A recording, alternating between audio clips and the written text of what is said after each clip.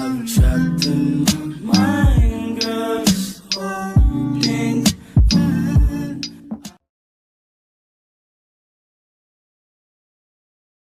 Hi everyone, welcome to my channel. My name is Tino. If you're new here, thank you so much for clicking on the video. If you're a returning subscriber, welcome back.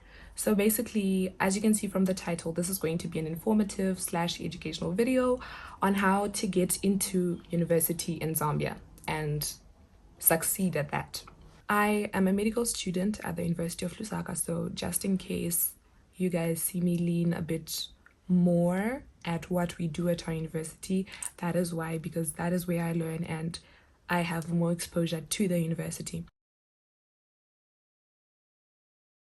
So many people lose hope when it comes to applying for universities in other countries because if you fail your A levels, some other countries can't take you. But here I am with the solution to all of your problems.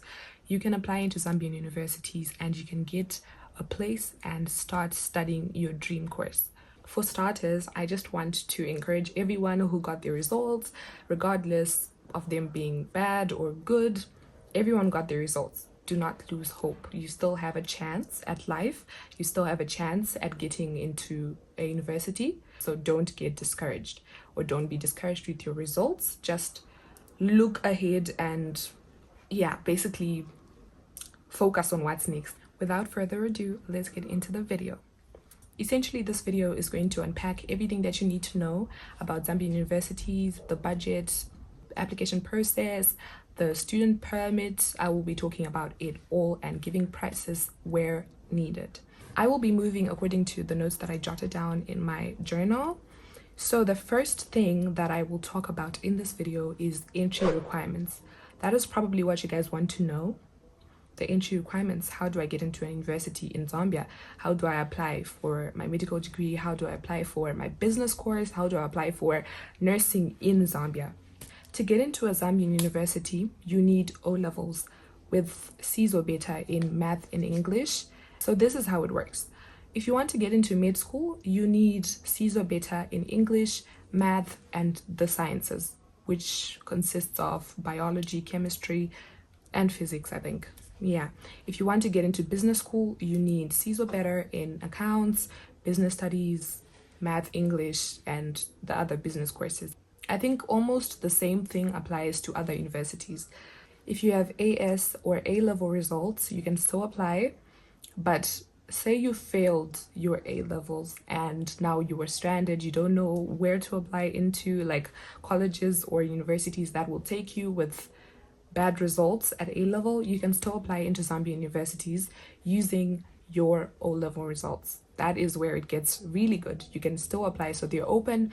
Application is open to everyone who passed their O levels. So if you want to attach your A level certificate or AS level certificate, you can still do that. Is an additional, but it's not really a requirement in securing your place at any Zambian university. And if you're coming from countries that do matric, that use the matric system, you just need to pass your grade 12 and attach your matric results to the application form and you're good to go.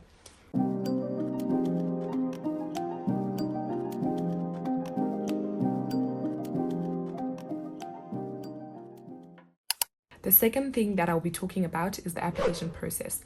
At the University of Lusaka, you need to find an agent or do it yourself. Their online portal closed down and whatever. So you need to find an agent. If you can't find an agent or if you don't trust agents, you just come to Zambia. You can get on a bus or book a flight. You can come to Zambia and apply on your own. So the registration form is available online to those who want to use it. You can get it online.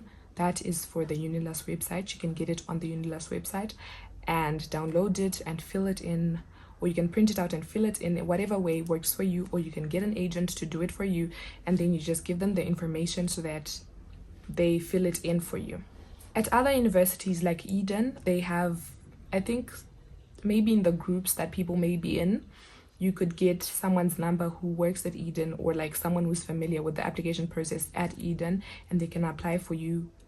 At universities such as Texila, they do online applications. So you can apply online, just go to their website and apply online. That is what I did when I applied to Textila and I got the place.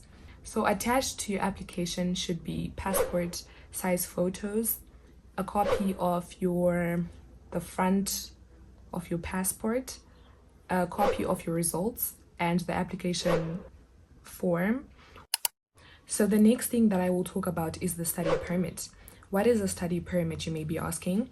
A study permit is a little card thing that shows that the country has allowed you to study in their country. That is what you will use for clearance at the airport and at the border. The study permit expires after 2 years and it should be paid for. So how do you go about the study permit application process? For you to get a study permit, you apply online at their website. After applying online, there's some schools that help you with the study permit application process, like Eden University and University of Lusaka. Those are the ones that I'm familiar with. They do help you with the application process and how to maneuver the study permit process as well. In some other cases, you may have to visit the immigration offices if there's a problem with your application or if it takes too long, whatever, because at the border or at the airport, you get 30 days to make sure you get your study permit. And if you don't get that, you may get deported or you may need to pay a fine. For you to get the study permit, you need to budget probably from $350 to $400. When I was preparing for my study permit application, they told me I needed a police clearance, but it wasn't an essential in the application, so I didn't even use it. But I think it's just safe that you have it just in case they want the police clearance. The fourth thing that I will talk about is transport. Now we're getting to the good stuff. If you want to use a flight, you need to budget roughly $200. Sometimes it goes beyond that. Sometimes it's really like way under that. So just budget $200 and book your flight in advance, like way before your date, because you know our flights are more expensive when you book them towards the date of your departure. I think a bus is like around $30. That is for the bus for one trip, one way to Zambia. You need to budget around $30 if you want to use the bus. The next thing that I will talk about is church. So some people in my stream or whatever really struggled to find churches that they used to go to back home in Zambia. If you're an Adventist, it's here. If you are Roman Catholic, it's here. Churches, I don't think AFM is here. I think AFM is one of the churches that I heard are not in here. Other churches are not found in Zambia. So you just have to prepare that if you don't find your church, you can just go to any other church or not go to church. The other thing that I will talk about is accommodation. So you need to apply for campus accommodation. If you get it, then you pay for it. But you can get accommodation off campus, which is boarding houses. One thing that I want you guys to be aware of is agents who want to get accommodation for you. Just be careful, because some people really get scammed in the sense that he tells you that the boarding house is maybe 5 minutes or 10 minutes away from school, and when you actually get to Zambia, it's 30 minutes away from school, whatever. How are you going to walk 30 minutes to school every morning and back? If you want campus accommodation, you can apply at their website, and when you get it, you pay. How much do you actually need for campus accommodation and boarding houses? For campus accommodation, you can find the prices on their website, and for boarding houses, I think the range is 1,500 kwacha to 5,000 kwacha. That's for the normal apartments. But when you want something luxurious and when you want to stay on your own, whatever, in apartments, then you can budget up to 7,500 kwacha. That's the maximum price I've heard. And then we go to the issue of exemption. Say you did your A-levels and you got 13, 14 points at the subjects that you were doing, which may be math, bio, and chemistry. They will exempt you. They may exempt you from doing the courses in pre-med, and you may go through the direct entry route. But if you are late for exemption applications, or if you didn't really do well in your A-levels, or if you're coming straight from O-level into university, you still have to do the pre-med. That's how the exemption issue works.